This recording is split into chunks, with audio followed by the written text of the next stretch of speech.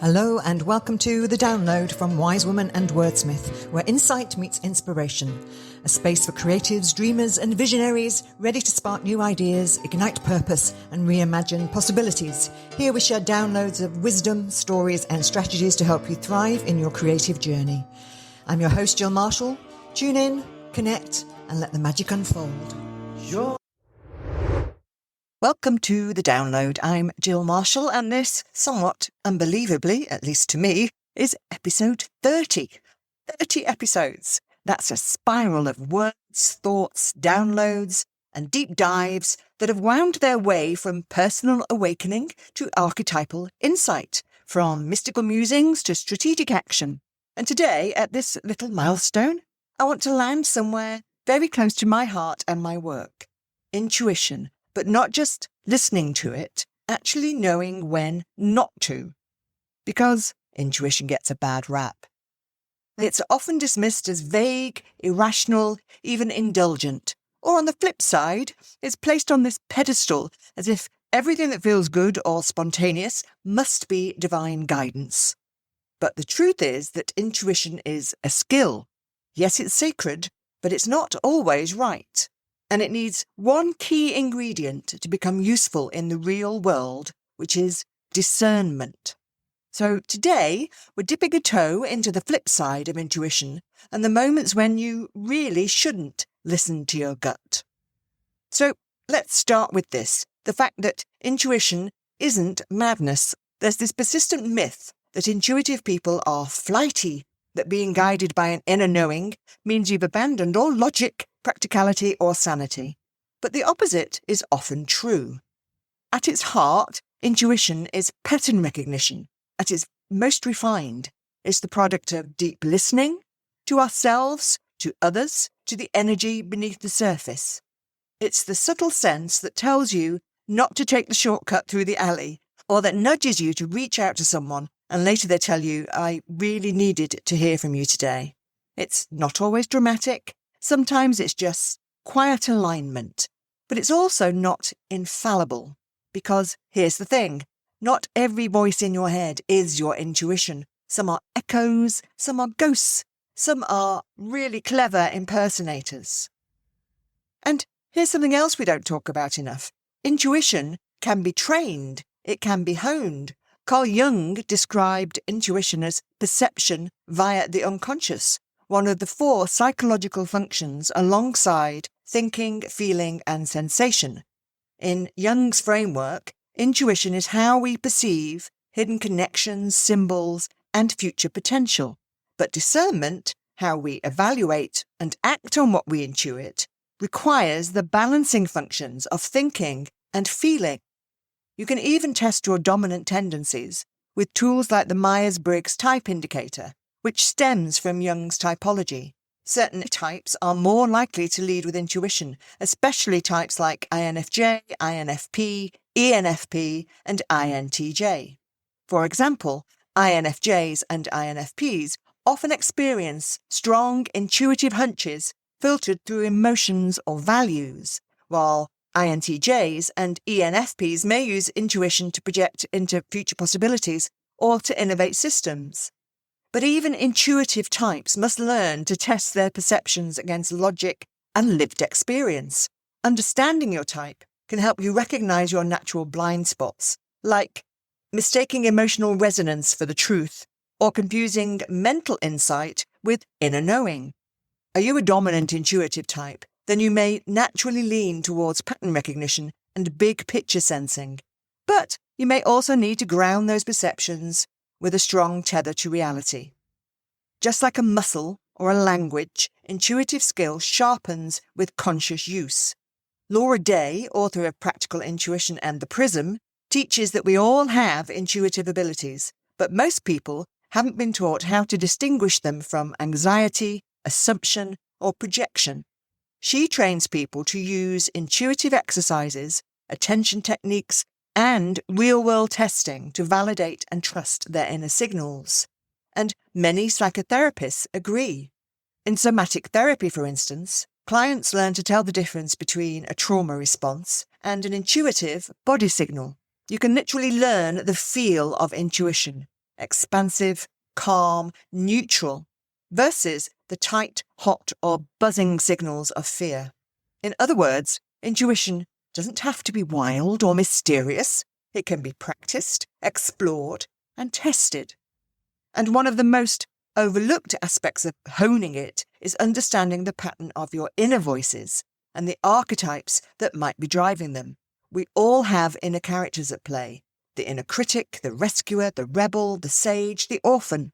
Sometimes one of those archetypes steps forward and speaks with such conviction that it feels like your intuition. But what if it's not? What if it's your wounded child wanting safety, not your higher self offering wisdom? What if it's the inner hero, eager to prove something, rather than the deep knowing of your creative soul?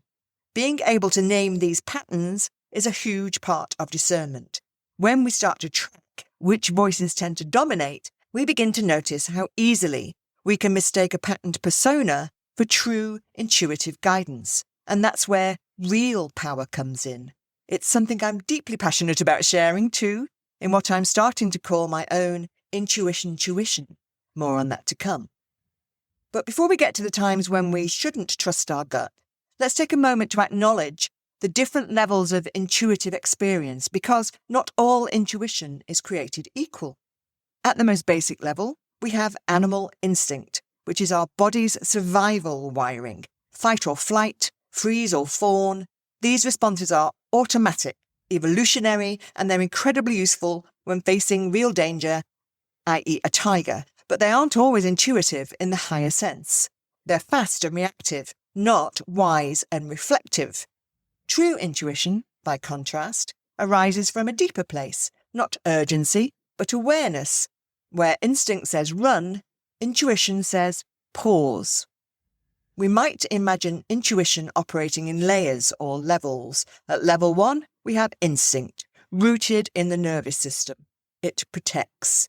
At level 2, pattern recognition. It's the subconscious noticing something, and it guides. At level 3, archetypal wisdom, inner voices and inner figures. It teaches. At level 4, higher self or soul insight, clear, calm knowing, where intuition aligns. And then level 5 is revelation, divine download, big burning bush moments, and that transforms. The higher up the scale you go, the less likely the message is tied to fear, pressure, or programming, and the more it feels like clarity, expansion, and alignment. Understanding which level your knowing is coming from helps you discern whether it's truly intuitive or it's just instinct dressed up as insight. So, when do we not listen to our intuition? Here are 3 common flags, times when what feels like inner guidance might actually be something else entirely. The first is ego in costume. Sometimes what we mistake for a soul-deep nudge is actually our ego whispering, "You'll be safe if you do this fast. You'll be validated if this works. You'll be loved if you say yes." Take Elizabeth Gilbert, one of my most used examples, the Eat, Pray, Love author. She once spoke about turning down a lucrative book offer that felt right to everyone else, but underneath, she knew she was just trying to replicate past successes out of fear. Her yes would have sounded intuitive to outsiders, but really it was her ego craving relevance. She paused, declined, and then she wrote Big Magic, a much truer book, and one of my lighthouses of books. If the voice feels like it's demanding applause or safety, it's probably not your intuition, it's your identity clinging. And then the second category, other people's voices.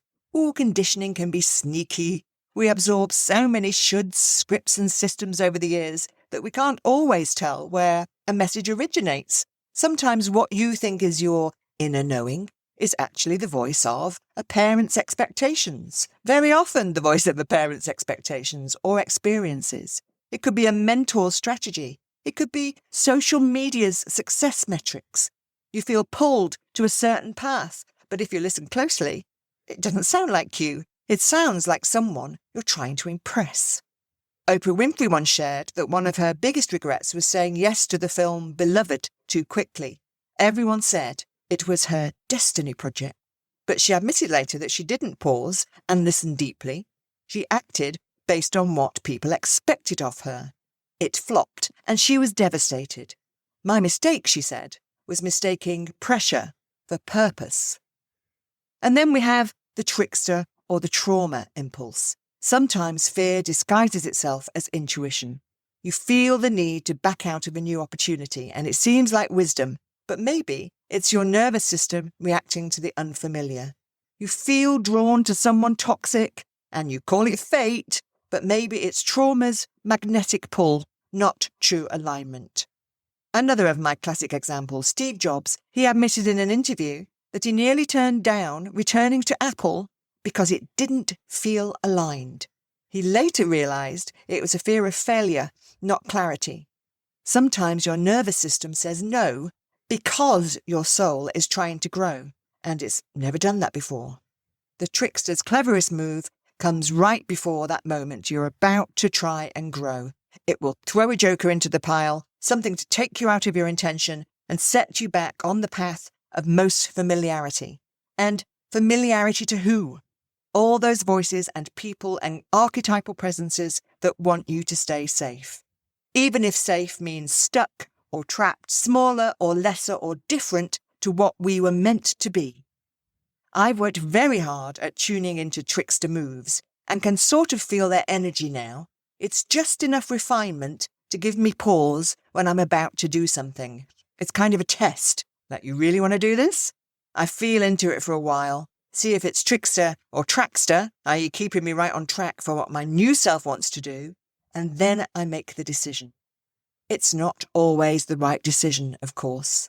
Sometimes it seems to me that we deliberately don't listen to our intuition because we have a lesson to learn. Among many others, I have 2 fairly dominant archetypes in my life that I've learned to recognise and, as much as possible, retire. They're benched permanently if I have my way. Anyone who knows me personally will laugh at the first one. It's what Roberto Hotto, king of the archetypes to my mind, calls the reckless optimist. This is the person who doesn't have all the data they need to make an informed choice, but ploughs on anyway, with a rallying cry of, "Come on, it'll be fine."